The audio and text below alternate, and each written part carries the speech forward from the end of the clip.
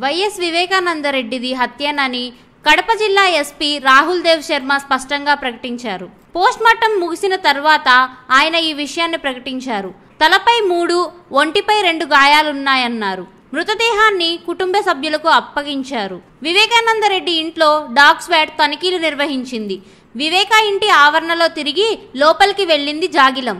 ఈ కేసు విచారణకు senior IPS అధికారి అమిత్ గార్గ్ నేతృత్వంలో ప్రత్యేక విచారణ బృందాన్ని నియమించారు. ఐపీసీ సెక్షన్ 302 కింద కేసు నమోదు చేశారు. కేసులో కొన్ని కీలకమైన క్లూలు లభించాయని పోలీసులు తెలిపారు. ఫోరెన్సిక్ నిపుణులను రంగంలోకి దించారు. కమలాపురం ఎమ్మెల్యే రవీంద్రనాథ్ రెడ్డి టీడీపీ నేతలపై ఆరోపణ చేయడం వివాదాస్పదంగా మారింది. ఆదినారాయణ రెడ్డి, చంద్రబాబు, లోకేష్ పై అనుమానాలున్నాయని ఆయన ఆరోపించారు. రవీంద్రనాథ్ రెడ్డి జగన్ కు మేనమామ కూడా. దీనిపై మంత్రి ఆదినారాయణ రెడ్డి వెంటనే స్పందించారు. తమపై ఆరోపణలు చేయడాన్ని ఖండించారు. వైఎస్ వివేకాకు అవినాష్ రెడ్డికి స్వీట్ గొడవ ఉందని, ఈ కోణంలో ఏమైనా జరిగిందో దర్యాప్తు చేయాలని డిమాండ్ చేశారు. గతంలో కోడికత్తి కేసులోనూ ఆరోపణలు చేశారన్నారు.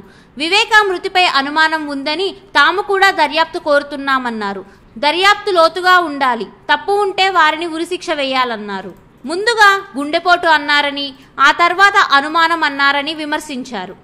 ఎమ్మెల్సీ ఎన్నికల్లో బీటెక్ రవి చేతిలో ఓటమి చవిచూశారు వైఎస్ వివేకానందరెడ్డి. అప్పటి నుంచి వైఎస్ వివేకానందరెడ్డి, అవినాష్ రెడ్డిల మధ్య అంతర్గత విభేదాలున్నాయన్నారు. నేరారోపణలు చేశారు కాబట్టి ఏం జరిగిందో రుజువు చేయాలని డిమాండ్ చేశారు. కడప ఎంపీగా పోటీ చేసే విషయంలో జగన్మోహన్ రెడ్డికి, వివేకానందరెడ్డికి మధ్య గతంలో విభేదాలు వచ్చాయన్నారు. తమపై ఆరోపణలు ఖండించారు. అయితే ఇతరులెవరూ ఈ ఆరోపణలు చేయలేదు.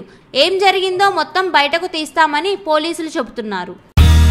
మా వీడియోస్ కనుక మీకు నచ్చినట్లయితే like, share and don't forget to subscribe.